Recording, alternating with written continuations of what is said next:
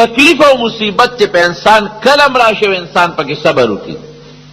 ډېر دا نه وي چې اوهو دا صبر او د فریادونو سره به زما مصیبت ختمېږي او د چغو سره به زما مصیبت ختمېږي.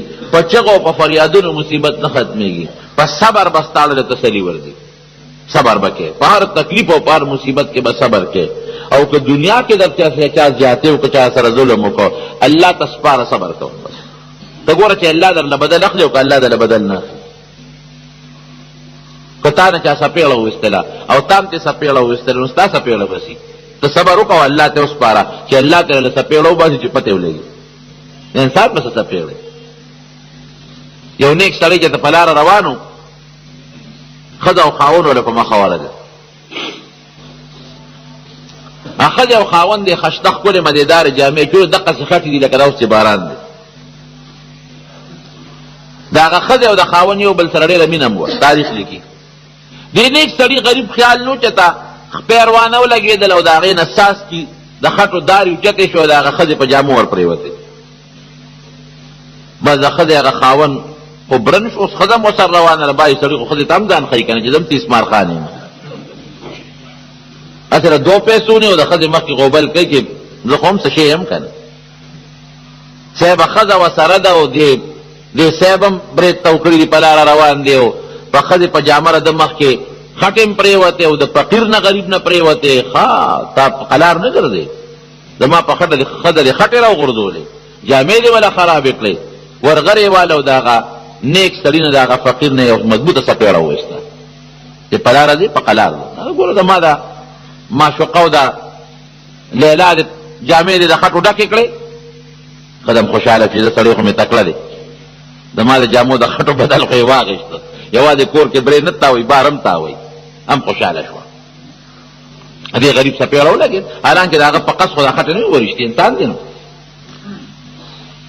دې روانو په لاره مخمږي دوی کور ته لاړه.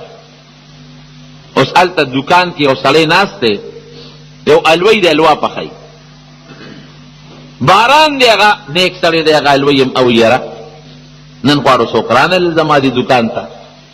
یره که الله چې ته یو نیک سړی راوسته هر څوک چې ښه مدېداره خشته الوا به هم پې خورم او پیګ مې ګرم کړي د جام پی به هم پې څکم. هر څوک چې نیک راغی خدای په دې ورپېښ مخې مګه سپېړه یې خوړلې وه چې څنګ پې ورپېښ شو. هلکه دې خوا راشه چې راغې دا الوا م وخوره. ماړه کې دا فرض کړې وه چې هر څوک هم راغي نو زه به وله ښه مدېداره الوا م ورکوم، یو جام پی به هم پې څکم. دا الوا م وخوره او دا ښه مدېدار ډک جام پی دا مسکه الوا یې م وخوړه او پی یې مسکل. او څه وایي یا الله ناشنا خدایي دې ده. کله مې په سپېړو وې سپېړې راکې او کله را باندې حلوا خورې او پی را باندې څکې. خدای په دواړو کې تا نه خوشحاله یم. الله دواړو کې در نه راځي. هلته هغه سړی چې کور ته څنګ ننوته سره د ښځې خپلې بالخانې ته ختل چې ختل بره روانو. اوس دې خو جوش کړی چې ما خو نن ښځه ډېره خوشحاله کړې ده او د سړي نه مې سپېړه ایستله په وړو نه راخطا چې لاندې راوغورځېد مړ شو. خلک رالل په سړي څه چلو شو. یا ښځه یې وایي یاره داسې کار دی نور څه نشته خو په لاره یو سړي نه سپېړه ایستله لکه چې هغه خیرې کړي دي. هله نور غرق نه شو، دی خو مړ شو خو نور غرق نه شو. سړی چې ته پیدا کړې چې معافي دې غواړو. دوی ورپسې روان دي. هغه د لوی دوکان کې ښه مهیدار خپه پخپاړولې ده الوا هم خوري او پی هم څکي. وی دا سړی وی یاره موږ معافي غواړو. هغه تا نه هغه سړي سپېړه وویسته هغه مړ شو پاوړو نه راپرېوت. خو که څه خیرې دې مونږ ته کړي نور هم معاف کا هسې نه نور برباد نه شو. او ورته څه وایي ناشنا ټکې یې ورته وایي. وی داسې کار دی هغه ښځې ته وایي وی تا سره د خپل خاوند مینه وه نو تا ته ما خټې در وویشتې نو ما خو په قصد نه وي در ایستې او خټې در ولګېدې نو تا سره د خپل خاوند مینه وه نو ما نه ستا په وجه سپېړه وویسته. نو ما سره د خپل رب مینه وه که نه تا د خاوند نه سپېړه وویسته. تا خپل خاوند خفه شو په ما خپل رب خفه شو. که خبره خلاصه شو. من عاد لي وليا فقد آذنته بالحرب. دا حدیث قدسی دی حضور پاک مبارک فرمایي چې زما نیکانو دوستانو سره ټوکې ټقالې مه کوئ او که مو ورسره دشمني او زیاتې وکړو اعلان جنګ درته کوم الله وایي زما جنګ ته تیار اوسېږي. الله ته سپاره بس ما درته مخکې د امام ابو حنیفه رحمت الله علیه واقع غالبا ویلې. امام ابو حنیفه رحمت الله علیه پلار مړ شو، مور یې بوډۍ وه، ډېره بوډۍ، د ګرځېدوم نه وه. د یو سړي ورسره بغض و، نو خلکو پر نن سبا خنداګانې کوي که نه. پلاره به روانې داسې خبره به درته وکړي، هلکه یو ټک مې وله ورکه ښه، زړه به دله خفه کړي. دا ډېره لویه ګناه ده، د مسلمان له به نه خفه کړي. هلکه دله مې برابر که داسې خبره مې وکړه چې اوس بړه خوري، ښه سوچ به پرې کوي. دا د ګناه خبرې ده. مسلمان مه خفه کوه. که مسلمان خفه کوې، د مؤمن دا زړه د الله عرش دی، ویرېږه چې الله به ورته هم خفه کړي. د ده نیت ورکې راشي دا امام ابو حنیفه رحمت الله علیه لږ غوندې خفه کړم. ورپسې راغی امام صاحب ما ولیدلي دي نعمان ابن ثابت نوم ما ولیدلي چې ستا پلار مړ شوی دی، مور دې کونډه شوې ده. وی زه راغلی ما سره په نکاح ته. څونه سپکه خبره ده چې یو سړي ته وایي چې مور دې ما ته په نکاح که، مور یې بوډۍ ده، اتیا سلو نه ما ولیدلې ده. د هغه مطلب دا و چې دی به لږ په دې دلمن کړم. امام صاحب څه وایي؟ ګوره ناشنا که بل سړی وی نو که نور څه نو مرۍ نه خو به یې نیولی و که نه، او بلا شاګردان یو، شاګردانو ته یې ویلي چې راشه دا سړی راونیسئ. امام صاحب څه وایي؟ الله عقل ورکړی وی داسې کار دی که زما د لور خبره وه اوس به مې درله درکړې. زما مور د هغه خو د ډېر عمر خاونده ده او د خپل اختیار مالکه ده. دومره اجازت راکړه چې تپوس خو ته یې وکړم که نه، وربشم تپوس به ته یې وکړم. نو که د هغې اختیار دی که د سره نکاح کوله در په نکاح به یې کړم، او که د سره نه کوله نو زما پې څه وس دی، هغه خو مشره ښځه ده. ګوره څونه صبر وکړه او عجیبه خبره یې وکړه. ورېږه تپوس دې کوم ښه دلته ودرېږه. امام صاحب کور ته روان شو، 2 قدم یې نو اغوښتې چې هغه سړی په ځمکه را پرېوته او ترتکې والي مردار شو، مړ شو. امام صاحب ته به خلکو وی خدای پاک دله ډېر زر بدل وانه غوښتل. وی ګوره چې صبر وکړې، صبر ته خپله څپېړه وباسې نو ستا په څپېړه کې به څه زوري، او که صبر دې وکړه الله ته دې پرېښوده، د الله د څپېړې نه مضبوطه څپېړه بله نشته دی. الله په خپلو دوستانو روح خفه کېږي. مونږ دې الله خپل دوستان جوړ کړي. د الله دوستان څوک دي؟ قرآن شریف کې الله فرمایي الا ان اولیاء الله لا خوف علیهم ولا هم یحزنون الذین آمنوا وکانوا یتقون. د الله دوستان هغه دي یو سوچه ایمان والی، بل وکانو یتقون تقوا پکې وي، پرهیزګاري پکې. دا د الله دوستان دي. د الله دوست هغه نه دی چې په سر یې جنډه لګېدلې ده. د الله دوست قرآن ماته ښیي، قرآن الذین آمنوا وکانو یتقون، چا کې چې ایمانی مسلمانی عقیده برابر ده، وکانو یتقون او تقوا او پرهیزګاري پکې وي. نو چې تقوا او پرهیزګاري پکې د مسلمان دی، دا د الله قرآن و چې دا د ما دوست دی. نو الله په خپلو دوستانو خفه کېږي. څوک در سره زیاتی وکړي او در سره ظلم وکړي، صبر کوه الله ته سپاره، غږ مه کوه، صبر وکړه الله ته سپاره. ته ګوره چې رب العالمین ته درله څنګه بدل اخلي.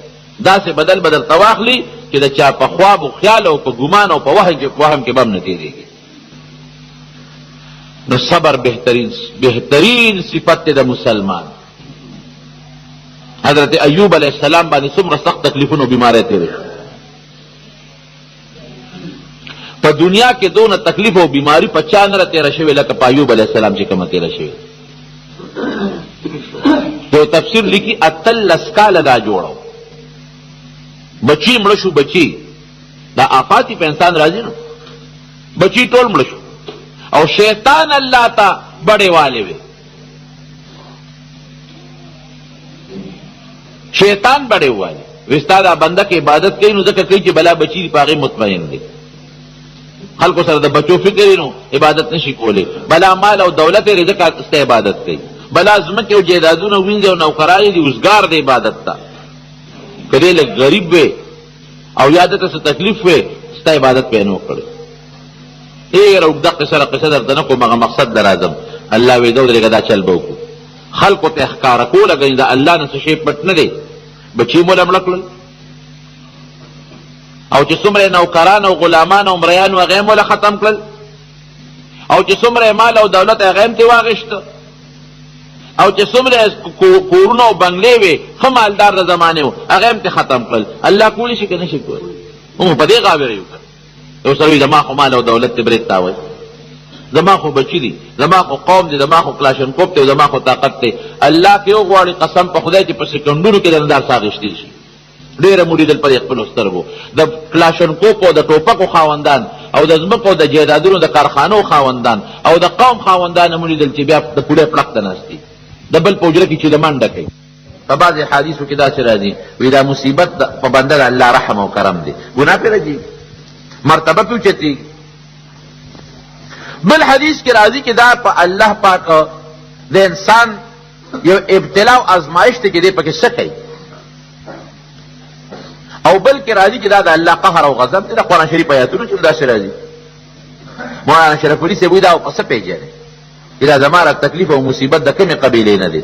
وایي که په چا دا مصیبت او تکلیف او بیماري او رنځونه رالل او ده پکې فریادونه شروع کړل او د الله نه ګیلې او شکوې شروع کړې، خدای زه دې لیدې، خدای زه د عبادت کوم په ما راولې، هغه فلان کې نه کوي په هغه نه راولې. نو که دا فریادونه یې شروع کړل ته پوهېږې چې دا د الله قهر او غضب دی. او که دې پکې چپ او چپ خوشحاله هم نه دی خو یاره د الله نه ګیلې او فریاد هم نه کوي، نو دې سره ګناه راځي. دا سړی دی په دې پوه چې د ما پې ګناه راځي، یو ازمایش دی. او که دې پکې خوشحاله و لکه د حضرت ایوب علیه السلام په شان دی، خوشحاله دی په دې مصیبت کې، وی دا ته د دې خبرې نښه ده ډېرې په دې پوه شي په دې د ما رب العالمین درجې بلند دی. نو حضرت ایوب علیه السلام هغه تکلیفونه د دې مرتبې نه و، پیغمبر د پیغمبران د ګناه نه محفوظي، د هغه په الله مرتبه او درجه بلندوله، او صبر پې کوي. صبر قرآن شریف کې الله پخپله فرمایي انا وجدناه صابرا نعم العبد انه اواب. درې صفتونه الله ذکر کوي. انا وجدناه صابرا، الله وی مونږ صابر او مونږ ته ګوره چې الله وی صابر او نو ته پوه شه. ځکه بعض انسان مونږ ته صابر ښکاري خو د اړه نه صبر نی، په خولې به صبر کوي او لکې ګیلهمن دي. او چې الله وی صابره دی خو الله د انسان د زړه نه هم خبردار دی که نه. نعم العبد، الله څه وایي لکه مونږ پښتانه وایو لکه پلان کې ډېر ښه سړی دی. الله څه وایي نعم العبد، ایوب علیه السلام ډېر ښه انسان و. الله وایي ډېر ښه بنده و، ډېر ښه انسان و. او دریم نمبر څه وایي انه اواب، هر وخت به یې ما ته زاري کوله او ما ته به یې رجوع کوله، بغیر د ما نه بل چا ته رجوع نه ده کړې. په لاره یې ښځه روانه وه، ښځې غریبې به له خدمت کو او دونه تکلیف ته ورسېد چې خلکو د وطن نه وشړو، لرې کوي دا خاوند دې زمونږ د وطن نه وباسه، دا بیماري مونږ ته راخوره نه شي. د کلي او د وطن نه یې ویسته. ښځه هم ښه ښځه ونو. الله دې د انسان ښځه چې ښي که نه دا هم جنت دی. ګورې چې ښځه دې خرابه شوه دا دوزخ دی، دوزخ. خو چې ښځه دې خرابه شي ګزاره به ورسره کوې، نو د ګزارې نه بغیر خو بله چاره نشته، څه به کوې ورسره. یو سړي ښځه به ډېره زیاته خرابه وه چې کور ته به راغې جګړې به وي او مصیبت به و. دې غریب به ستړی راغی، یا ښځې نو ما خو ستړی رالمه، خولې را باندې ماتې دي، بدبختې خو په کار خو دا دي چې ما له اوبه راکړې، جامې راکړې چې بدلې کړمه، به بوزې راته ووې ګرمي مې شوې ده. نو چې راننوځم نو ملک په مخ اغشتي، نو په کور کې مې هم ګزاره نه کېږي، بار څه وکړمه، ګزاره به یې کوله. ډېرو خلکو مشورې ورکړې چې طلاق وله ورکړه. وی چې طلاق ورکړم دې سره زه ګزاره کولی شم، بل څوک ورسره نه شي کوی، دا به څه کوي خواره. ګوره دې ته انسان وایي. د شریعت چې کومې تقاضي دی هغه مې پوره کړو، سمېږي نه، نو چې نه سمېږي نو زه ورسره څه وکړم. که پرېږدم یې ما ته پته ده چې بل څوک دې سره ګزاره نه شي کولی، په لارو کوڅو کې به خاورې روغړېږي، نو بس پرېږده هر څه چې زما سر نه راغلې ده. اخره کې هغه ښځه مړه شوه، دا سړی مړ شو، دا سړی مړ شو. چې مړ شو چا په خوب کې و، نیک سړي په خوب کې ولید. وی الله سره څه وکړل؟ یاره وی چې ور مخامخ شم الله ته، وی رپېدم دا ولې مې رپېدل چې خدای ته به راسره څه کې. وی الله ما ته وی چې بنده مه یارېږه، فکر مه کوه، زما د یو مسلمانې ښځې چې زما بنده وه، بندګۍ مې وه، د هغې په تکلیفونو صبر کړی دی. نو چې تا د هغې په تکلیفونو صبر وکړو، زه به ستا په ګناهونو صبر نه کړو، ځه نیغ په نیغه جنت ته. بهترین صفت ته صبر، خو چې انسان کې وي. نو حضرت ایوب علیه السلام ښځه هم داسې وه، هغه غریبه به هم ګرځېده و، خاوند له به یې سره پیدا کول، د خوراک د دارو د درومړو، شیطان د انسان په شکل یو ځلدار کې ورته ولاړ، دا پې راغله.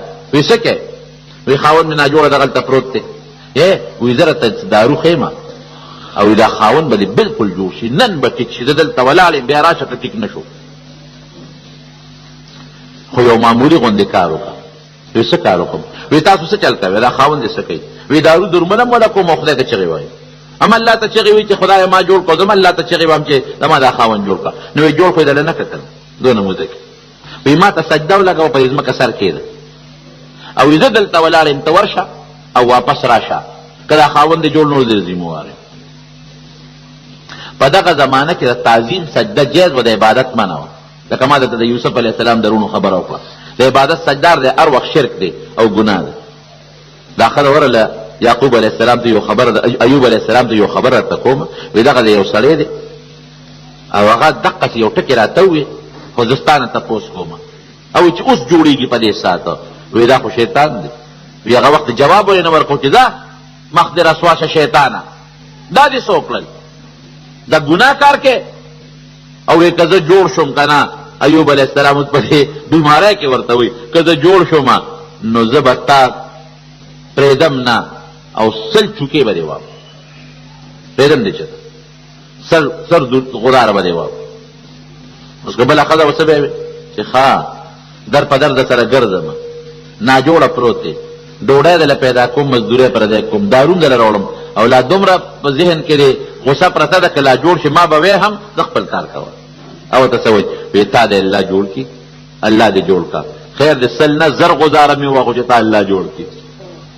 ښځه د پیغمبر ښځه ده که مجلس او ماحول خو اثر لري، د پیغمبر صفت و پکې.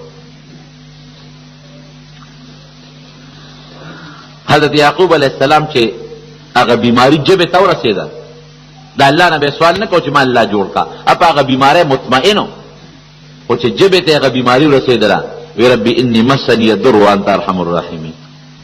بس الله نور ستا ذکر پاتې کېږي او ما ته دا بیماری د جبې ته راورسېدله، الله ته ارحم الراحمین ته ما جوړ کړي. قرآن شریف کې الله فرمایي فکشفنا ما به من ضر ووهبنا له اهله وبثهم معهم رحمة من عندنا. الله فورا جوړ کړ. دا ښځه بار تلې وه او چې ایوب علیه السلام دقسې پروت و، جبریل علیه السلام وله راغی، چې راغی خپې یې وله اوچته کړه، په دا ځمکه یې وله وډبوله. الله په هغې کې د خوږو بو مزداره چینه پیدا کړه، یخې اعلی. بله خپې یې وله اوچته کړه، په ځمکه یې وډبوله، هغې کې د ګرمو بو چینه پیدا شوه. دی راپاڅه په هغه ګرمو بو یې ویې لمبل او دا یخې اوبه وڅښه، هغې پرې وڅښلې. ټوله بیماري ته رب العالمین په هغه یو ساعت کې ختمه کړه. او د جنت نه اعلی قسم جوړی وله راوړه، هغې ورته واغوسته او د جنت خوشبویه پرې پورې کړه چې ښځه یې څنګه راله او په هغه ځای کې دا اوس ګرځي راګرځي چې دا خاوند مړ شوی دی. او چې ته شرمخان او زمرو جوړ تختولې ځکه شته دی نه، دا خو یقین نه کېږي چې دا مخامخ کم انسان په ښکلې خشته جوړه کې خوشبویه کې ناستې دا به ګڼي زما هغه خاوند ایوب علیه السلامي. دا سوال نه پیدا کېږي او ورته اوس خاندي او دا ګرځي راګرځي. هغه ورته اواز وکړي ښځې څه کوې؟ وی دلته کې زما یو رنځور خاوند پروت و او جاري اوس چې هغه زما خاوند به کوم چا به وړي او دی به کم مرغه به تختولي او دی به کم زناور تختولي. وی ته دې خواله شې ترې خپل خاوند پېژنې؟ وی یو پېژنم یې دا ځای اوس پروت و که نه زه لاړم دارو پسې او رنځور دا ځای پروت و. وی ته پکې څه نښه پېژنې؟ خو چې دا خبره یې سره وکړې او داسې مخامخ یې ورته وکتل، وی ته معلومېږي لکه چې زما هغه خاوند دی. وی یو زه یم، الله زه جوړ کړی یم. صبر یې وکړه، صبر نه چا دې تپوس وکړې یو ځل ورته یې وی ګوره الله خو د سره ایوب علیه السلام ته یې ډېر ښېګړه وکړه که نه، داسې سخته بیماري د رب العالمین جوړه کړه. وی د الله په دې نعمت ډېر خوشحاله یم. روغ صحت هم د الله نعمت دی او بیماري هم د الله نعمت دی. په بیماری کې الله اجر ورکوي. وی ډېر خوشحاله یم. یاره د بیماری یو لطف مې په دا غوږونو کې پروت دی، په داړه کې مې پروت دی، انمونم. وی څه شی دی؟ وی سار وختي به رب العالمین آواز راکړه ایوبه څنګه؟ او مخامخ به راله بیا آواز راک، ماښام به بیا آواز راکړه زما بنده ایوبه طبیعت دې څنګه دی؟ ما به ورته دا نه وی چې الله ما جوړ کا، ما به الله خیمه. نو چې الله زما کوم عیادت او بیمار کرسیو ته ایمارداري کړې ده او زما نوم به په ښکلې خوږه مزېداره طریقه باندې واخېسته او تپوس به یې کو، وی هغه لطف مې په دا غوږونو په داړه کې پروت دی، هغې پسې خفید. داسې به نه وی چې خدایه ماله صبر راکړه، دا ګناه ده.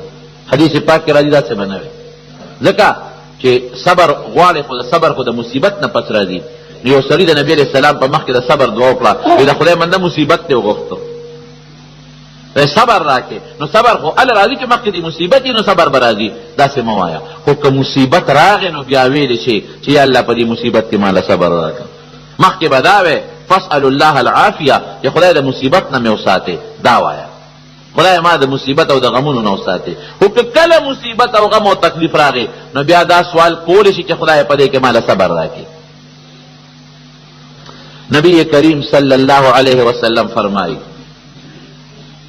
نبی علیہ السلام وی درې څیزونه چې زه پې قسم خورم قسم نو پیغمبر چې په یو څیز قسم خوري هغه واقعي خبرې کنه یو وی زه په دې قسم خورم نبی علیہ السلام فرمایي چې صدقې سره مال کمیږي نه زیاتېږي دا د الله د کتاب بیان چې ویربي الصدقات یمحق الله الربا ویربي الصدقات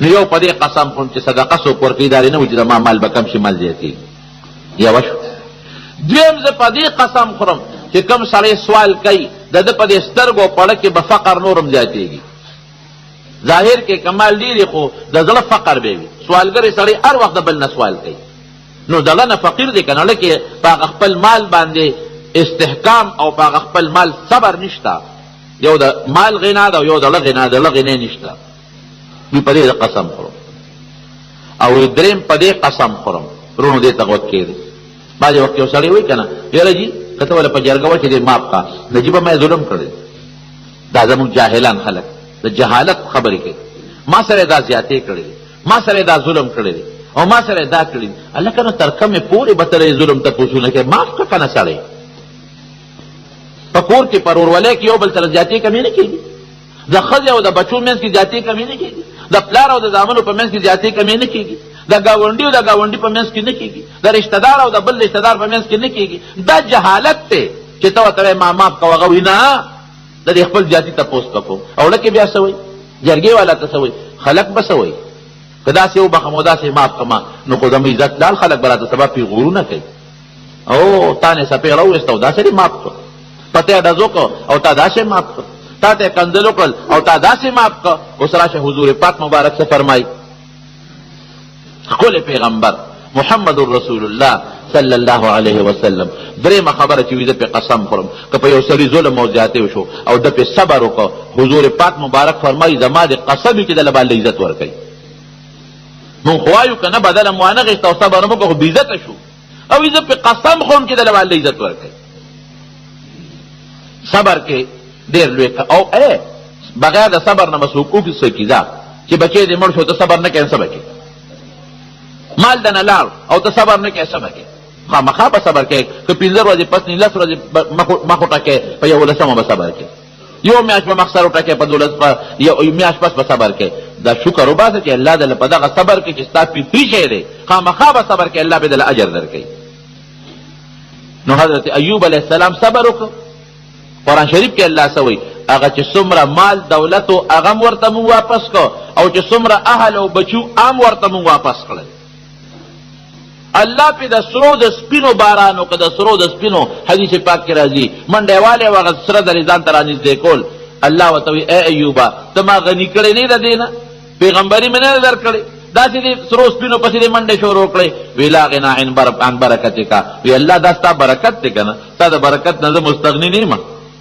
اذا دې راوغورځول خو ستا برکت دی که وآتیناه اهله ومثلهم معها هغه اهل و عیالم وله ورکړو د هغې دوچن بچي م وله ورکړو چې څونه مال و د هغې دوچندو مې وله ورکړو څومره نوکران او ځمکې و د هغې دوچندو مې وله ورکړو نو انسان باندې تکلیف مصیبت چې راشي الله دې مونږ ساتي دې صبر کوي بس که چا د سره زیاتې او ظلم وکړو په خپله بدل ما اخله الله وی تا ته مې وسپاره ته پېښو دې پېښه نو ته ګوره د الله څپېړه چې الله دې څپېړه وباسي او که څپېړه دې نه وباسي معمولی تکلیف کې صبر کوه عایشه صدیقه رضی الله عنها فرمایي یو ځل ډیوه مړه شوه په کوټه کې وی چې ډیوه څنګه مړه شوه وی نبي علیه السلام مبارک وی انا لله و انا الیه راجعون وی مې چې صاحب دا خو یو فوټې ډیوه ده اوس به بیا تلي وهم او دا به بله کمه نو په دې تا انا لله وی پرې هم صبر وکړه بیا عایشې که د ډیوې دا رڼا د دام د الله را طرف نه ده او که د دې ډیوې دا تیاره کېدلې دا هم د الله را طرف نه ده عایشې چې پوټې غوندې مصیبت هم درته پېښ شو فورا په هغې صبر کوه رب العالمین ته رجوع کوه رکوټي مصیبت پسې وغټم را رواني بیا. نو قرآن شریف کې الله فرمایي انما یوفى الصابرون اجرهم بغیر حساب. دو معنی زمو علما کوي چې کوم خلک صبر کوي هغه له الله بې حسابه اجر ورکوي، ډېر زیات به ورکوي. او بغیر حساب بله معنا ده چې حساب کتاب به ورسره نه کوي، مفتو کې به رب العالمین جنت ته ور داخلوي. اوس ورونو صبر درې قسمه دی. یو خو دا عام صبر دی چې سړي ته مصیبت او تکلیف ورسېږي او دی پې صبر وکړي.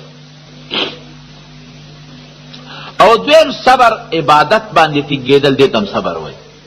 ځکه د الله د طرف نه پتا مونځ فرض دی، روژه فرض ده، زکات فرض دی، او ته پې ځان صابره کې فریاد نه کې اوهو زه به پیسې ورکوم او دا خو بلا پیسې به دمانه کمی شي، او زه به حج ځم دا خو بلا پیسې به دمه ولګي. نه د الله په تابعدارۍ صبر وکړه صبر.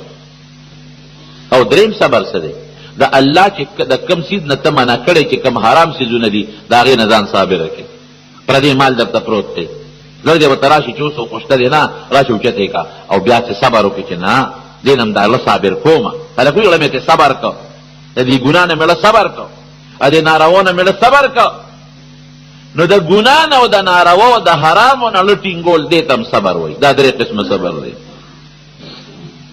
نبی کریم صلی الله علیه وسلم عمره صابره شخصیت، او بیا د هغه نه پس د هغه صحابه کرام د هغې عمره صابره شخصیتونه دا په مخ د ځمکه نه دي تېر شوي. حضرت ابو ذر رضی الله عنه یو ځل، حضرت خباب رضی الله عنه یو ځل نبی علیہ السلام له راغی. د بیت الله مبارک خوا کې پیغمبر علیہ السلام مبارک ځان ته څادر اچولی و، هغې ته یې ډډه والې وه. راغی او په جاړه او کافر والي و، ډېر زیات تکلیف یې ورته رسولی و.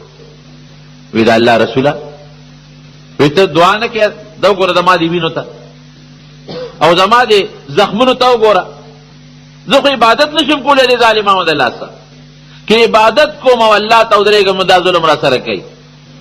حضور پاک مبارک چې د هغه حالت ته وکتل نو سترګو مبارکې د اوښکې نه ډکې شوې. وی ګوره صبر وکړه، الله به داسې ورځ راولي، داسې ورځ چې د کوفې نه به یو ښځه را رواني مدینې منورې ته، او داسې امن به وي، داسې امن چې دغه ښځه به د الله نه ما سوا د بل چا نه یېرېږي. خولو به د الله عبادت کوي. او تاسو به داسې ورځې ووینئ چې دا اسلام او دا دین به الله ذوالجلال د دنیا ګوټونو ګوټونو ته ورسوي. خو لږ صبر وکړئ. او زمانه مخکې چې کوم خلک تېر شوي دي نبي علیه السلام وفرمایل وی هغه به یې راونیول نو په وجود به یې وله میخونه ټکوال، وی وجود باندې به یې میخونه ټکوال، په هغې کې هغې صبر کړی. او داسې خلک هم تېر شوی دی چې په سر به یې وله اره کېښودله او تر خپو پورې به یې اره به یې کړه، تر خپو پورې به یې وله اره چلوله، او د الله دین یې نه دی پرېښې، په هغې باندې هم صبر کړی. واقعي د صحابه کرامو هغه صبر اسلام او دین کوم ځای ته ورسو؟ د دنیا ګوټ ګوټ ته اسلام او دین خور شو که نه شو؟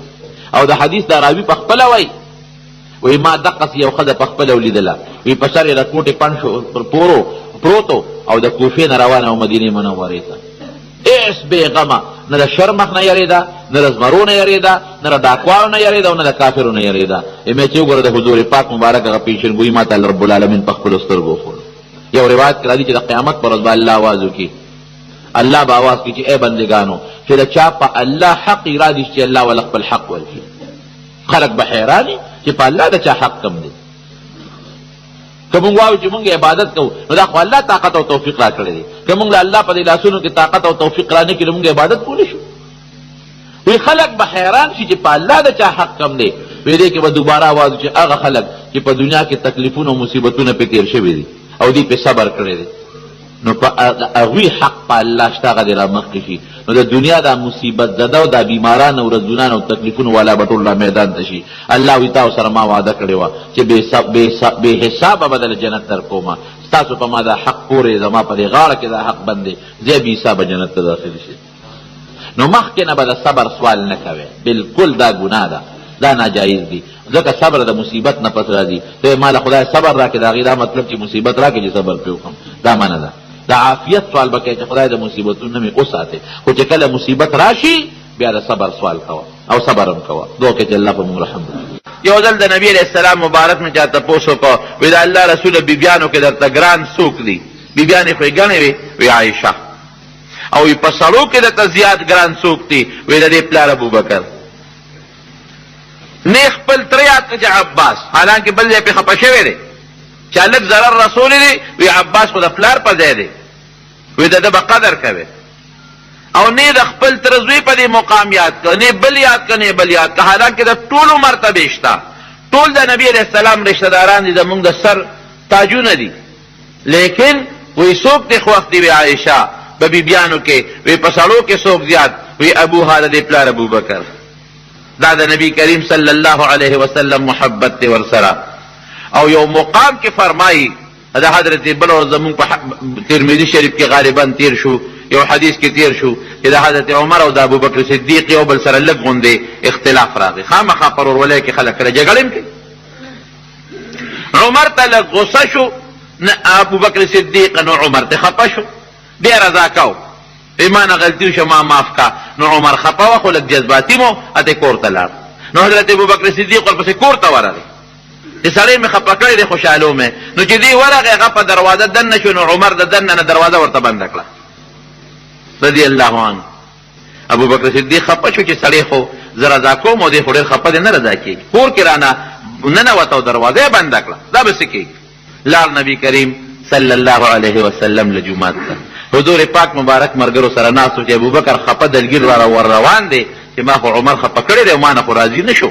نبی علیہ السلام مرګرو ته وایي وی دا سړی چې را روان دی وي چا سره جګړه کړې ده، وی مخ نه معلومیږي. هلته عمر فاروق رضی الله عنه ستومانه شو، دا مې څه وکړل؟ ټیک ده چې زه ابوبکر صدیق خفه کړم خو بیا رضا کولم، پکار دی چې رضا شوی وي ورسره. نن فورا نبی علیہ السلام له راغی، ورته پته وه چې ابوبکر به هملته تلي. دی راغی، چې راغی نو حضرت ابوبکر صدیق رضی الله عنه حضرت عمر فاروق رضی الله عنه ورته دغه کوي وی صاحب د زه خفه کړم او بیا زه رضا کولم، او چې زه رضا کولم نو زه کور ته لاړم او دروازه مې بنده کړه.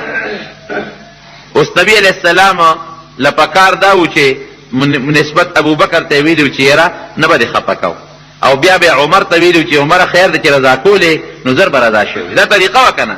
لیکن نبی علیہ السلام مبارک سوی فورا وی تاسو زما دا مرګري په قلار به پرېږدئ؟ ابوبکر یې دی دی به معاف کې، دی به په ارام پرېږدئ؟ ولې دته تکلیف رسوئ؟ چې دا خبره یې وکړه او نبی علیہ السلام مبارک غصه شو. او یو وخت هغه چې تاسو ماله الله پیغمبري راکړه نو تاسو ټول وی کذب ته دروغ او دی ابوبکر وی صدق ته رښتیا وی، یو دماته وی ته رښتیا وی. لومبې په مومن په انسانانو بالغانو کې خو په نبی علیہ السلام ایمان حضرت ابوبکر صدیق راوړی دی. نو چې ماله الله پیغمبري راکړه نو تاسو ټول وی کذب ته دروغ وی، او دا یوازې ابوبکر و چې د وی صدق ته رښتیا وی، د په ایمان راوړی دی. ما پکې پرې به ده. ابوبکر صدیق لکه وای چې نبی اسلام عمر ته غصه شو، وی دا الله رسول غلطی زما وا، ما غلطی کړې ده، ګوره غلطی زما وا. او سره راغی نبی علیہ السلام فرمایي دی به پرې ده معاف وکې، ولې دا تکلیف ورکوي؟ غلطی ته شو معافي غواړي عمر ولې نه معاف کو؟ دروازه دې ولې ورته بندول؟ او حقیقت هم دا دی د حضرت ابوبکر صدیق په شان کې لیکي چې کم وخت کې د مور نه پیدا کېده یو غیبي आवाज شوی، د مور نه پیدا کېده، مور ته یو غیبی آواز شوی یا امت الله بالتحقیق ابشری بالولد العتیق، اے دا خدای وینځي دا الله وینځي، په تحقیق یو خبره وره، یو پاک بچی الله درکړي د هغې زیری قبول کا. غیبی آواز ورته کېږي. دغه وخت لا نبي علیہ السلام د نبوت دعوه هم نه ده کړې. ابشری بالولد العتیق اسمه فی السماء صدیق، په اسمان کې رده نوم به صدیقي، وبمحمد فی الغار رفیق، یو سړی به محمد صلی الله علیه وسلم د هغه د غار ملګری به وایي دین هغه ته مرتبه به کېدی شي نشي کېدی. حیران شي سړی د تبوک د غزا متعلق چې کله نبی علیہ السلام مبارک چنده غونډوله جهاد دپاره چې پیسې راغونډې کې د هرقل د روم د لوی سپر طاقت سره جهاد د هغې له ځو، نو ابوبکر صدیق رضی الله عنه ډېر مال مشهوره قصه، دومره مال یې راوړه چې ټول څه کور موندل راویړل. نبی علیہ السلام مبارک تی تپوس کوي ابو بکر څونه مال دی او عمر نیم راوړو. عمر فاروق وایي نن به د نمبر وړم ځکه زه مالدار یم، نن ما سره پیسې شته، ابو بکر سره نشته. مال یې راوړو په میدان یې کېښود، مال خو یې ډېر و، غاړه کې ناست و چې نن نمبر به وړم. عمر دې خوا را چې څونه مال دی راوړو؟ وایي صاحب غوټ نیم مې راوړو او نیم مې بچو ته پرېښود. ابو بکر صدیق له غوندې مال و هغه یې راوړو. نو ابو بکر څومره دی راوړو؟ وایي د الله رسوله څه چې مې کور کې موندل ټول مې راوړل. بچو ته څه پرېښودل؟ الله او رسول. چې الله شته څه غم دی، چې د الله رسول څه غم دی.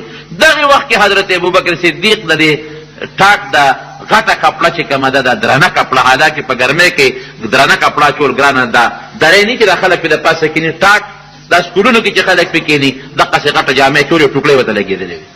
غریبي ده. حضرت جبریل علیه السلام د انسان په شکل کې راغی، دقسې د ټاک جامې چولې ده او شلېدلې ټوټو والا جامې چولې ده. نبي علیه السلام مبارک ورته جبریل نن څه جامه کې راغلی؟ هغه خشته شکل و د حضرت جبریل.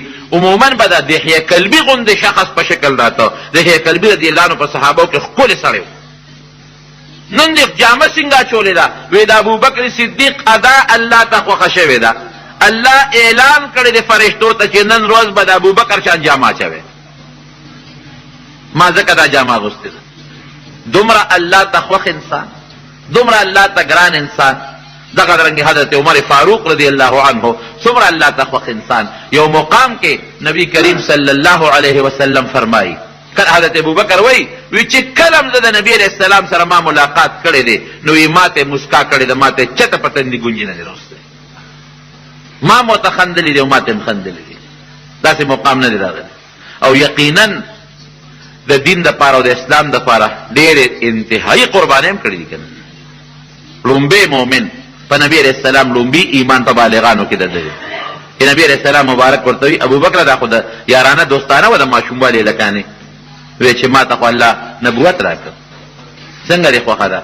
آمنتو بکه، بس نن مې در باندې ایمان دی. لاس را دی ځکه او صدیق ورته وایي لومبی تصدیق د پیغمبر علیه السلام.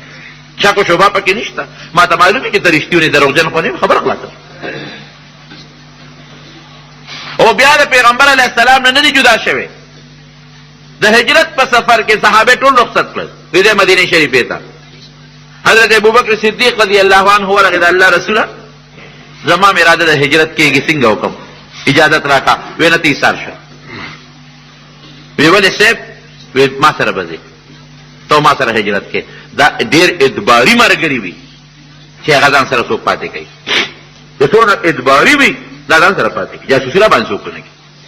هسې نه د پیسو د وجې نه د دشمن سره میلاو نه شي، ادباري پاتې کېږي. بس د فورا دې پوه شو، وي دوه خانې مې واخېستې، هغې له مې د کیکر پاڼې ورکولې د دې غټ کیکر چې دا سربي شي، هجرت ته تیارې شي. ورغلم نبي علیه السلام نه چې صاحب دوه خانې مې دي، یو مې تاسو له ده او یو ځان دپاره، دا یو مې تا له درکړه. نبی علیه السلام وی نه زه به یې درنه اخلم خو په پیسو. وی نه صاحب غشتې مې تاله ده. وی نه اما بغیر ثمن فلا، بې پیسو به نه الم، دا به په پیسو اخلم. دې کې د نبی علیه السلام دا حکمت و چې ریلوې سفر دی ودرېږه په خپلو پیسو په څاروي وکړم چې ما له الله ریلوې اجر راکړي. غلام ورسره د ابوبکر دی او لاره ښودونکي چې کوم سړی په کرۍ نیولی دی چې موږ د دریاب په غاړه مدینې شریفې ته بولي د هغه تنخوا ابوبکر ورکړه، کرۍ هغه ورکړه. او نبی کریم صلی الله علیه وسلم د غرمې په وخت کې دې کره لاړ. عایشه صدیقه رضی الله عنها فرمایي داسې وخت و چې ګرمي وه عموما خلک د کور نه نه راوتېدل. اخرج من عندک، څوک د سري د کوټې نه بار کې یو پټه خبره در سره کوم. وی صاحب نور څوک نشته، یو عایشه ده او یو اسما ده. وی ښه ما ته خو الله اذن وکړو، حکم یې وکړو چې هجرت وکړه. وی ګورې ما به ځان سره بوځې وی تا به بوځو، کله به ځو؟ وی به ته زما انتظار کوه، زه بېګاله به راځم. صاحب چېرته به ځو؟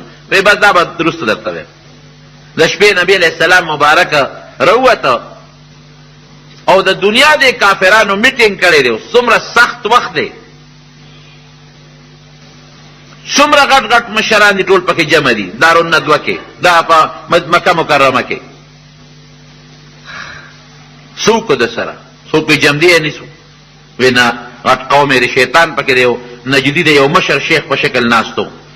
د وی نه ډېر لوی قوم یې دی، که تاسو گرفتار که د نه به اخلاص کړي. وی د وطن نه به وشلو.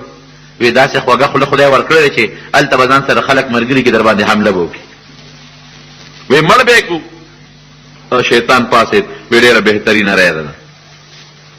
خو یاره چې تاسو دې وجنئ نو ډېر لوی قوم دی، بدل بدنه والي څوک به یې وجني؟ وی ټول به په شریکه پې حمله وکړو، قوم به یې له چا چا نه بدل اخلي. وی زنده باد. شیطان وایي دا بهترینه خبره ده.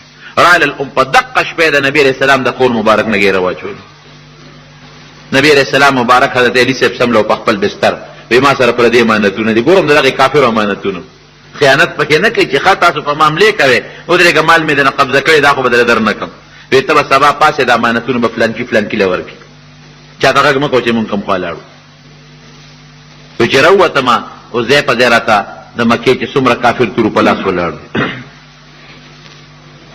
خاورې راواغېشتې د الله په حکم د جبریل علیه السلام په وینا، او په هغې باندې دا کلمات ووی چې سواء علیهم اانذرتهم ام لم تنذرهم صم بکم عمي، دا شاهت الوجوه هغې چوف کړل او ویویشتل.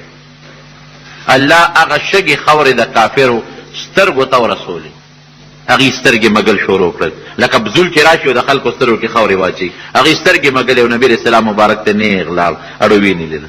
ابوبکر صدیق د چیزو ځان سره یې څومره سخت وخت دی، د دشمن د کلي نه وځه او دشمنو محاصره کړی تورو په لاس، او بیا هم دغه د ابوبکر صدیق ورسره خوشحاله دی او ځي غار ثور ته، د مکې مکرمې سره نږدې یو غر دی، هغې غار ثور ته ځي او ډېر سخت غر دی، اسان هم نه دی، تقریبا 2 میله څه کم و بیش مزل دی پکې، اوږد غر دی ډېر لري. هغې ته وختل جلال الدین سیوطي لیکي په خصائص کبرا کې چې هلته غر ته وختل قسم دې سړی یوازې نشي ختلی. زه پکې ختلی ما ډېر مخکې، اوس نشم ختلی چې مخکې تلې ختلی ما په دومره تکلیفونو چې د حد نه وتې لږ به ختم او کېناستېدم به لږ به ختم او کېناستېدم به اسان کار نه دی، یوازې څوک نشي ختېدم، اوبو بوتل ځان سره څوک نشي ښایولی. او چې سمن یې وختل ابوبکر صدیق ورته وایي د الله رسوله وایي دا کافر به راځي قدمونو نه معلومات به کوي، دې سره داسې خلک شته، نو داسې وکړه چې ما ته را په اوږه شه چې دې په اوږه وخېږو. نبي علیه السلام یې ځان ته په اوږه کړ نو د غار د خولې پورې و به کې څوک داسې. او واقعي هم دقسې وه چې کافر راغلل او هغه قدمونه یې کتل وي دې ځای پورې خو قدم شته او دې نه مخکې نشته، او بیا غار ثور کې 3 شپې تېرې کړې دي، 3 شپې، او دا حضرت ابوبکر ورسره دي او څنګه ورسره دي د نبي علیه السلام مبارکه ډډه والې ده د ابوبکر صدیق سینې ته. جلال الدین سیوطي لیکي چې دې غار ته څنګه ننوتل هغې کې سوړې وې، وی صاحب ته لږ صبر وکړه دا غار را پاکومه د خاورو نه، دا سوړې بندوم چې تمام لړم مچۍ پکې نه ډمبره پکې نه، نو هغې کې ځای په ځای را وړې وړې ټوکړې ورکړې، یو 2 سوړې پاتې شوې هغې کې خپله پونده کېښوده، وی راځئ صاحب دننه پکې چې ته مار دی هغه په دې سوړه راته راوته د دې خپې دی ټک ورکړی. او تاسو ته پته ده دا مشران وي د دشتې مار چې که نه وي د هغې زهر ډېر خطرناک او تېز دي، دې خپه نه درکوي بیا ټک ورکړی دی. دې زړه کې سوچ کوي چې که دا خپه دې خوا کړم خو دا مار چې ته راونه ځي او نبي علیه السلام ونه خوري. زار و قطار دا اوښکې په دې سترګو را روانې دي، د نبي علیه السلام په دې مخ پرېوتې، هغه ودرېد اوس. ابوبکر ولې جاړې؟ وی صاحب دې غار کې څه دي ویې خوړم، وی ته دې خوا که خپه، وی ته ونه خوري، وی ته ما پرېږده فوق پې دې خوا که مار دومره چجو واله را نېغ شو. ولېږه تا سره وروستو خبره کوم دا ملګري تمامه، وی خپه دې را دې خوا که، نو خپلې لاړې مبارکې را واخېستې او د ابوبکر صدیق د پوندې نه یې تاو کړې. نو دا دې ځای نه چې راشم ډاړه وجود مې ورپي، یم دا کمې لاړې وې د حضور پاک د مبارکې خولې او د ابوبکر د خپې نه یې تاوی، دا څونه قیمتي خپه وه. وی قسم مې دې په خدای وی ابوبکر صدیق وی چې د نبي علیه السلام ګوتې او لاړې مبارکې زما خپې ته رسېدل، وی ما وی چې مار زما په خپه ژبه قدرې هم نه ده والې، در څه ختم. او هغه سینه کومه مبارکه سینه ده چې د دواړو جهانو مبارک سردار دې ورته ډډه والي. جناب صحابه ډېر لوی خلک دي، ابوبکر صدیق ډېر لوی شخصیت و. او جناب بیا قصه اوږده ده هغه واقع چې ته بل وخت به درته ووایم، زما خپل غرض دی پکې غرض د راځم. څومره مبارک هستي، الله حفاظت هم دغلته کوي که کافران راغلل او الله د غار په دې خوله کې بوټي زرغون کړ او کمترې راغلې پکې فورا جاله جوړه کړه هګۍ پکې واچوله او جولاګې راغی هغه پکې هغه خپله کډۍ وویسته ذکر راله اوس ګوري متیا دې چې کوي د غار ته مخ کړي. ابوبکر صدیق نبی علیہ السلام ته وی د الله رسول کافر خو کله سرخته کې مونږ به ویني وی مونږ ته ګوري وی نه غتی دې ته به مخ کې متیا دې کولې ایو کافر بل ته وی د غار کې ني ابو له توي خدای دې به خو باسا په دې کې استاد نکنه مشره اونه ولاړه ده کدینه نو ترل داونه بنه ماته او د جولاګي د جاله بنروانه ده او دا کمتره بنه پاسه ده دا ټول خبره دی وره. ابوبکر صدیق فرمایي کنه کہ نبی علیہ السلام مبارک تو فرمائی لا تحزن ان اللہ معنا اذ اخرجه الذين كفروا ثاني اثنين اذ هما في الغار دو کسانو او غار کیو اذ يقول لصاحبه لا تحزن لصاحب الغار نو چې د غار مرګ تا لصاحبه خپل دوست وای لا تحزن ان الله معنا ابوبکر ونه یریږي الله موږ سره دی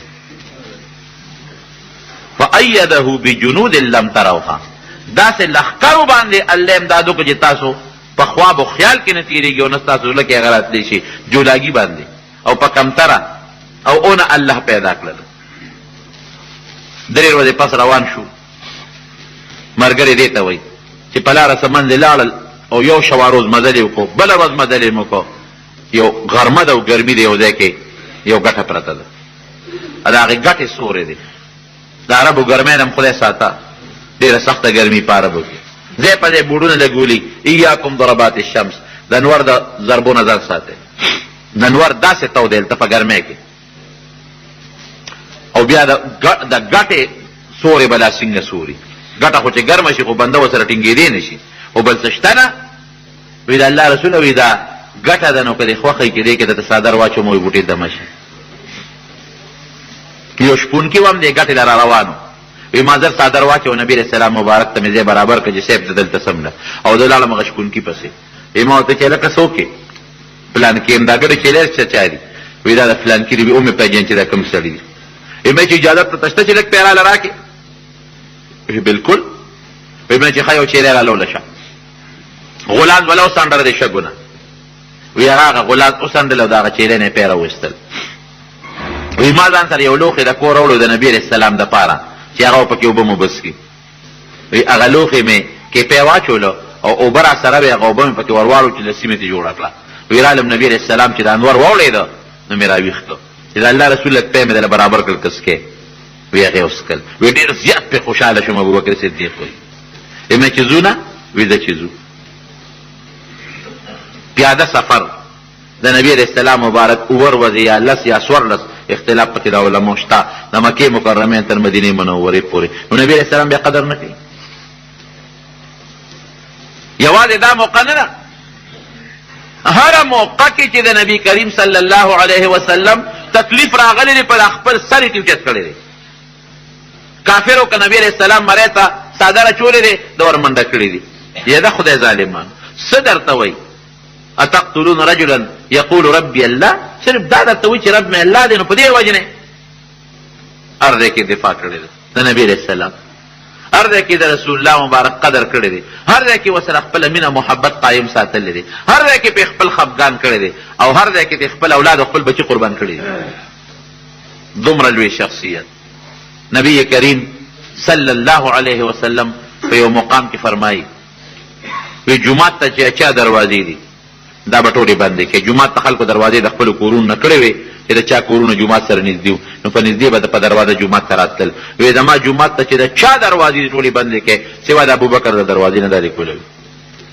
نورې بندې کړي او که چېرته به نبي علیه السلام نو په موقع نو حکم به وکړو ابوبکر به د ما نه پس مونځ کوي که زه رانلم او چې کله د وفات بیماري ده د وفات بیماري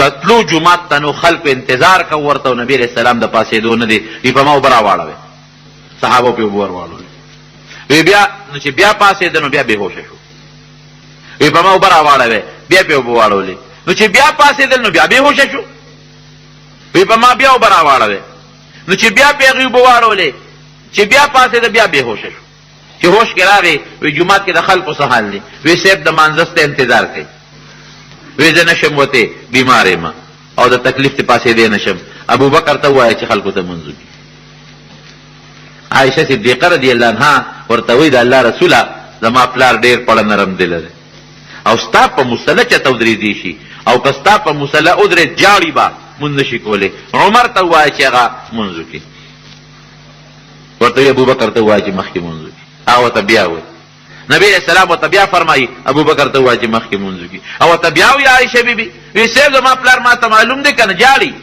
ستا په مسله نشي ودرېدی. یاره خو تاسو مغه د یوسف علیه السلام د زمانې ښځې نه یې، ادنه څونه په تکلیف کې و، زما خبره نه منې، شب ابوبکر ته ووایه چې مخکې مونځ وکړي. د نبی علیه السلام د بیمارۍ په دغه 19 ورځو کې تقریبا کم و بیش چې څومره مونځونه کړي دي د نبی علیه السلام په مسله چاک وکړل حضرت ابوبکر صدیق رضی الله عنه. او یو مقام کې عجیبه غوندې روایت د حدیث دی، سړی حیران شي. نبی علیه السلام مبارک ودرېده، یو لاس ته حضرت ابوبکر ونیولې ښي لاس نه، او د دې ګس لاس ته حضرت عمر ووینه رضی الله عنه، دواړه د لاسونو نه ونیول. او صحابه کرام ناست دي. وی هکذا نبعث یوم القیامه، وی د قیامت پر ورځ به د موږ د قبرونو دقسې پاسو، داسې به پاسو. دا ښي لاس مې د ابوبکر نیولې او دا ګس لاس مې د حضرت عمر نیولې. دې نه لوی منقبت بل کېدی شي. موږ خو یېرېږو که نه چې خدای قبر به هم څنګه، الله پاسېدل به هم څنګه، الله پولیس ورات باندې تلل به هم څنګه، الله ته به څه کوې را سره. او دا یره په هغې مو، لیکن دې منقبت ته وګوره چې وی هکذا نبعث یوم القیامه، قیامت پر دقسې به پاسو د قبر نه. همغسې وشوه چې کوم ځای کې نبي کریم صلی الله علیه وسلم دفن دی، ورته حضرت ابوبکر صدیق او حضرت عمر رضی الله عنهما خوا کې دفن دی.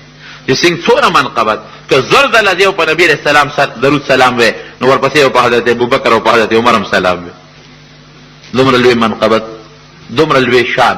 یو ځل نه څو کرته حضور پاک مبارک د جنت زیری ورکړی دی. یو ځل نه، سړی یو ځل وایي که نه، یو ځل نه څو کرته فرمایلی دي ابوبکر فی الجنه، ابوبکر به جنت کی، عمر فی الجنه، عمر به جنت کی. بیا فرمایي ابوبکر فی الجنه، عمر فی الجنه. لیکن دغه ابوبکر څومره لوی شان خاوند دی.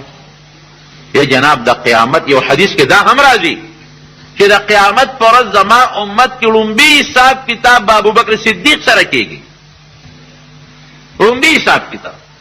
او یو واقعه بعض علماء نقل کړې ده، نحن السابقون نحن الاخرون، من دنیا ته خو آخر کې راغلي یو، السابقون خدای څوک ور مخکې کړ او الله سره حساب کتاب. من نوقش هلکه، من حوسب عذبه، چا سره چې حساب وشو خو تباه شو.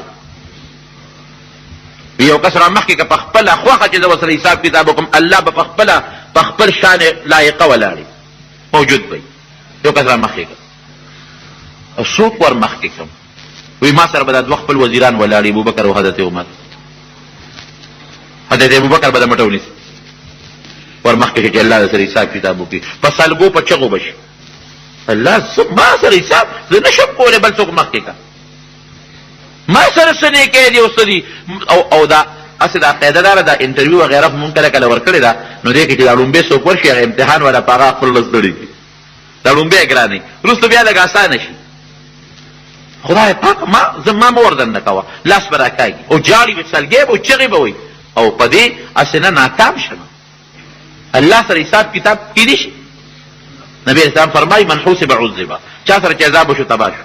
عائشه صدیقه ورته فرمایي د الله رسول قرآن شریف کې خو الله فرمایي چې سوف یحاسب حسابا یسیرا، وی دا خو هسې هغه چل والعرض دی، دونه دې نیکۍ کړي دي او دونه دغه دي ګناهونه ځان ګناه مې معاف کړه او مې بخلې. ولکن من نوقش هلکه که پوره حساب کتاب وشو که نه، دونه زما احسانات دي نعمتونه یې د هغې مقابله کې شابه دومره نیکۍ راوړه، تباه شو سړی. دوی به لاس راکاږي چې ما مور مخکې که، ولا الله رسوله دا عمر مخکې که، دا عثمان مخکې که، دا فلانکې مخکې که، زه نشم طاقت لرلی. او نبی علیه السلام به راکاږي او نبی علیه السلام بم جاړي، دی بم جاړي. او 18 زره قامه ولاړ دی او ټول پیغمبران ولاړ دي، لومبۍ تمه تماشه ده. دې کې به الله د طرف نه آواز وشي، وی تا د دې ابوبکر په حق کې ویلي دي چې ابوبکر فی الجنه. نبی هم په جړا کې وایي او دا خو ما ویلي دي. نو تا خو زه نه دروغجن کوم، تا دې دروغجن کوم نه، دې بې حسابه بې کتابه لار خوشې کوي چې جنت ته ځي. دې نه غټ منقبت بل شته؟ لوی د الله احسان عظیم دی. او سره د دې نه ابوبکر صدیق به باغ ته لاړ، نو په جړا به شو افسوس ارمان که زه وجود یو ویښته وی نو څه ښه به وه کټ شوی بم ختم بم که دا مرغی وی نو څه ښه به ومه زه یو ځل به مرګ راغلی و ختم به و خبره افسوس که زه ګیا وی نو څه ښه به وه یو ځل برېبلی شوی وم سارو به خوړلی وم ختمه به ومه هسې نه الله په قهر او غصه نشي راته که په قهر غصه شوې نو بیا خو ختمېدل نشته که نه د الله دغه ابوبکر صدیق فرمایي جړل به الله ته دونه عاجزي او دونه انکسار او دونه زاري چرته د مالدارۍ او چرته د لویې او چرته د مشرۍ سوچ هم ورسره نشته چې کله بادشاه شو بادشاه په شی جامې بار کړي جامې به یې خرڅول ټوکړې بازار ته روان دی حضرت عمر ورغی وی څه کې وی دا جامې خرڅوم وی ته خو پرون مونږ بادشاه کړی د مسلمانانو نو وی ټیک د بادشاه یم نو بس کار به کوم کړم خو دا جامې به نه خرڅوم وی نه ښه کار به څوک کوي چې د بازار کې ګرځي دا خو د خلکو کارونه غواړي وی بچي به مې څه خوري چې دا کار وی ته راځه درې وسته او خلک یې راجمع کړل وی ابوبکر خو تاسو ته پته ده چې خپل کاروبار د ده رزق دپاره کافي دی خو دې خو زمونږ په خپل د مسلمانانو په کار کې بند که او بادشاهي مو حواله کړه تنخواه وله مقررول پکار دي تنخواه وله مقرر کړه یو ځل ورته بچي وایي ښځه ورته ووي چې ته ګوره خپل کاروبار به دې کوو نو مونږ به لږه ښه ډوډۍ خوړه ښه خوراک به مو کوو نو چې بادشاه شو نو سر په سر ډوډۍ خورو د ماشومانو الوا تړه کېږي یو مخصوص الوا به هغوی پخول د کجورو او د زیتون د تیلو نه نو وایي زه څه وکړم ما سره څه دي زه خو بیت المال پیسه په تاسو نشم لګولی وی نه ته اجازت وکړه نو ستا تنخواه کې مونږ بچت راولو وی اجازت دی نو هغې به د یو څو ورځې ډېرې ورځې تنخواه کې لږې لږې پیسې به جمع کولې بچکولې به او ډوډۍ به یې کمه خوړه ترکاري به یې کمه پخوله لږې بچت راوستو یو ځل یې ډوډۍ الوا پخه کړه ابوبکر صدیق یې راوړه وی دا کم ځای وه وی دا به ستا په تنخواه کې مونږ لږه لږه بچت کوله نو د الوا هم پې پخ کړې ده وی څونه به دې بچت کوله وی یاره دونه بم بچت کوله وی پته ولګېده چې زما پرې کمه تنخواه هم ګزاره کېږي چې تا پکې بچت کو بیت المال والي ته یې خط ولېږي وایي زما تنخواه نن نه پس دونه نه کمه کړې مونږ بوکل تال کړو تنخواه زیاته کړې او زما کمه کړې تنخواه په بیت المال بوج را نه شي نو هغه ابوبکر صدیق څونه عاجزي کوي افسوس که د ګیا وې افسوس که د وجود یو ویښته وې افسوس که د مرغی وې او دغسې حضرت عمر فاروق رضی الله عنه حضرت عمر رضی الله عنه څونه لوی شخصیت حضور پاک مبارک فرمایي لو کان بعدی نبیا لکان عمر وی د ما نه پس خو بل پیغمبر نشته او نه راځي خو که د ما نه مخکې بل پیغمبر وي نو عمر فاروق به وی په دنیا کې مې دو وزیران دي یو ابوبکر او یو عمر او نبی علیہ السلام مبارک یو ځل په لاره باندې روان او ماشومان لوبې کولې ماشومان نبی اسلام خو ډېر زیات نرم دل غصه به یې چاته نه کوله ماشومان همغسې خپلې لوبې کولې ابوبکر صدیق ورسره راغی ماشومان همغسې وو چې حضرت عمر رضی الله عنه راغی د ماشومانو منډې شروع کړې په لارو کې منډې شروع کړې نبی علیہ السلام عمره وی شیطان هم تا نه تښتي شیطان چې ته ووینې وی د نه تښتي او یې وی واړه واړه شیطانان مې ولیدل چې د ماشومانو سره په کوڅو کې منډې والې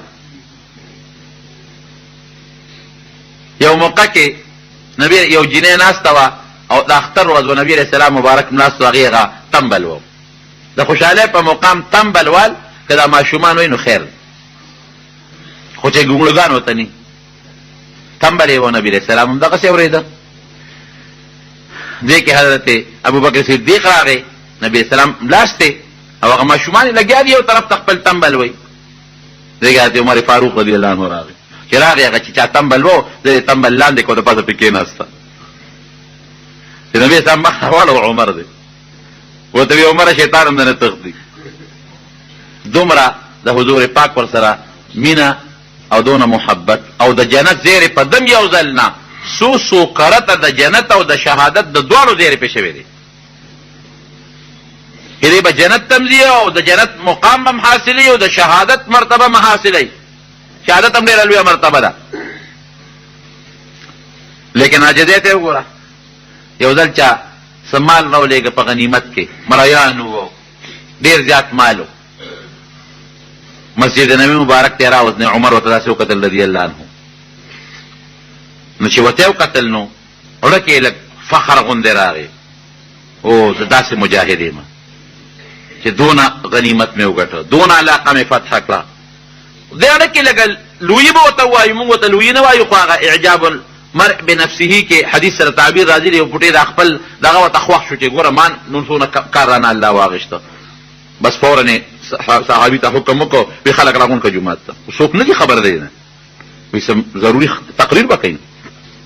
مسجد نبوي ته خلک راغونډ شو، چې دې څنګه راغونډ شو، دې په منبر اوخت کېناست، وی ای خلک یو خبره درته کوم، وی زه عمر ما پیژنې؟ وی ولې دې نه پیژنې؟ امیر المؤمنین. نه نه یاره وی امیر المؤمنین خو تاسو جوړ کړی ما، نه مور د ګېډې نه خو زه امیر المؤمنین نه پیدا شوی. وی زه هغه سړی یم چې ما به یو وخت کې ګډې چیلې سرولې، یادم دي، او چوکه به مې په دې سټ باندې ښودې وه، په بیابانو دشتو کې به ګرځېدلم او ګډې چیلې به مې سرولې. او وی زه د هغې ښځې زوی یم. ای خلکه واورئ چې مونږ کره به د ډوډۍ درک نه لګېده، نو زما مور به غوښه اوچه غوښه چوپله. عربو کې به د فقیرۍ دپاره دا یو محاوره استعمالېده، فلانکې ډېر غریب دی، وی مور یې اوچه غوښه چوپي. فلانکې ډېر مسکین دی، نو خلکو به یې مور یې اوچه غوښه چوپي. وی مونږ هغه فقیران او مسکینان خلک وو چې زما مور به اوچه غوښه راواغېسته او چوپله به. او وی زه هغه سړی وم چې په شا به مې چوکۍ ښودې و، ما به ګډې چیلې سرولې. وی ما اوس هم وپېژندم چې هغه یم که نه، دا هغه سړی یم، د خطاب زوی یم. دا خو د نبي علیه السلام برکت دی چې ما ته خلک سړی وایي. خلکو وی دې پسې به تقریر کوي، وی ښه خدای مو بخښو، زه خپلو کورو راکوز شو. یو سړی والله وی دا خلک د څه راغونډ کړل، وی دا مې ورته دا ځان ښه که نه چې زه څوک یم، خپل زوړ حالت مې ورته و. وی مونږ خو وی ته به څه تقریر کوې او څه ضروري خبره یي دا به کوې، د دې خبرې څه ضرورت دی چې تا دا خبره کوله. وی دا غنیمت راغی او دا اسونه او مریان پکې وو، نو چې ما ورته وکتل نو ما ته دا خپل ځان داسې یو پوټېله غوندې اوچت ښکاره شو. ما وی چې عمره دونه خو نه اورېږه چې دا خلک راغونډ کړم چې دا خپل قبر دې ځمکې له روبرو، زه خو ډېر کمزوری سړی. دا حقیقت دی رونه. که دا سپینه جامه ته اغوستې ده، دا چا درکړې ده؟ الله. که د نه اوس وغواړي، الله ګواه دی، قسم درته خورم، که وغواړي که دا مال دولت دې بېګا ته هم پاتې شي. داسې مو ډېر لیدلي، او که دا بچي درکړي، چا درکړي دي؟ الله. که وغواړي په دې چرګانو چې الله مرض راوړي، په یو ساعت یې بېغمه کړي که نه کړي، او ډېره مو لیدل چې په یو ساعت ورته دا بچي راوپرځېږي، ختم شي. که وغواړي اوس یې نه اخېستي، او د عزت چا درکړی دی؟ الله. دا هم الله راکړی دی. که وغواړي د عزت سړی به دغه ځای کې خلک بې عزته کړي، چا سره سترګې نشي لګولی. او که دا کارخانه ده، او که دا مال دی، او که دا ځمکه ده، او که دا موټر دی، او که دا دولت دی، او که دا هر څه دي، دا الله درکړی دی. مال سره بم قبر نه کې عاجزي به کې. یو لوی بزرګ تیر شوی دی په هندوستان کې، لوی بزرګ قطب الدین بختیار کاکی رحمت الله علیه، قطب مینار سره د هغه لاندې قبر دی، قطب مینار سره ډېر لوی بزرګ د زمانې تیر شوی دی. سب تاریخ لیکي چې سوونه زرګونه خلک هندوان او سیکان الله ذوالجلال د هغه په لاس مسلمانان کړي دي. ډېر لوی خلک و د هغه مریدان، او په هندوستان کې چې د هغه څومره مریدان و په دغه علاقه کې، نو دومره د بل چا نو. نو چې وفات شو، نو وي دا دونه دنیا جنازې لراله چې د شمیر نه اوتې خلکو ټول علاقه داسې ښکارېده چې لکه د انسان سرونه سرونه دي. جنازه کېښودی شوه، نو یو سړی وي پاڅېده، چې پاڅېده نو وی چې یاره د دې زمونږ پیر صاحب ما ته یو وصیت کړی دی، هغه وصیت اورول غواړم. وی شور او شغرب او جنازه په دومره ګڼه کې کېدل ګران کارم دی. وی خلک غلی شو چې دا به څه وصیت دي. وی ما ته بختیار کاکی رحمت الله علیه دا وصیت کړی چې دا جنازه به هغه سړی کوي چې هغه کې 15 صفت دی. یو صفت پکې دی چې په خپل ژوند کې تکبیر اولا تکبیر تحریمه ته نه پاتې شوی، امام پسې تکبیر تحریمه له امر رسول. دویم پکې دا صفت دی چې تهجد به نه قضا کړي په خپل ژوند کې. دریم پکې دا صفت دی چې د مازدیګر نه مخکې 4 رکعاته نفل به نه پرېښي، ځکه دا ضعیف سنت دی چې دا سړی کوي، دا نور خو خامخا کوي. تهجد به نه پرېښې، تکبیر تحریمه به امام پسې نه پرېښې، او د مازدیګر نه مخکې چې دا کم 4 رکعاته دي دا 4 رکعاته به همیشه د کړي. یو دا چې هره شپه به د الله ته جړه کړي، یو شپه به د بدراسي دي تېره شوې چې د الله ته جړه نه کړي. یو 5 نه بل هم د قرآن هېر شو دی وخت کې. وی خلق غلی شو چې خدای پاکه دا صفتونه بچا کړي. یو 5 دا چې غیر محرم ښځې ته پردی ښځې ته به په خپله زندګۍ کې نظر نه کړي. خلق حیران شو چې داسې سړی به څوک وي. وی دی کې یو سړی راپاڅېده، او چې کوم سړی راپاڅېده د پولیس والا ته مخکې رستو کېږي، خلکو ته خو یې شا ده. وی راغی، وی چې راغی څنګه نو قطب الدین بختیار کاکي رحمت الله علیه نه کفن د مخ نه لرې که. وی حضرت په خپله خو قبر لځې، خو ما په خلکو کې رسوا کې، خپله قبر لځې ما رسوا کې. زه دا وصیت ستا شوی دی او دا دې خوښه ده نو دا د نظر باندې زه کوم. او بیا خلکو ته چې مخ کړې د زمانې بادشاه شمس الدین التمش، بادشاهي وخت شمس الدین التمش، وی جړل، وی ما خو دا خبره پټه کړې وه، زما دې پیر وصیت کړی دی چې با سړی دا سړی جنازه وکړي، نو که په دې صفاتو بل څوک یې راشه کوي نو دا صفات ما کې شته.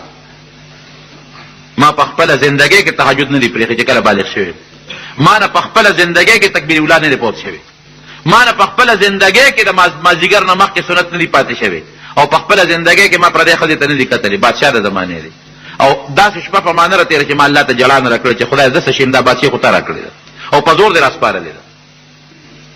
دا به هم نه وی چې مال او دولت سره عاجزي نه کېږي. حضرت عثمان رضی الله عنه څونه مالدار، حضرت عبدالرحمن ابن عوف څونه مالدار. عاجزي د دې خبرې نوم نه دی. لویي به نه کوې، بس ځان ته به لوی نه وې، ځان ته به عاجزه وې، مال باندې بروسه به نه ساتې چې هو زه خو مالدار سړی یم، ما سره خو دومره دولت دی هر څه کولی شم. اسم نشي کولی. د چا د کم سړي په خېټه کې چې 3 منه غول پراتي هغه څه کولی شي؟ خېټې خو زموږ د غولو ډکې دي.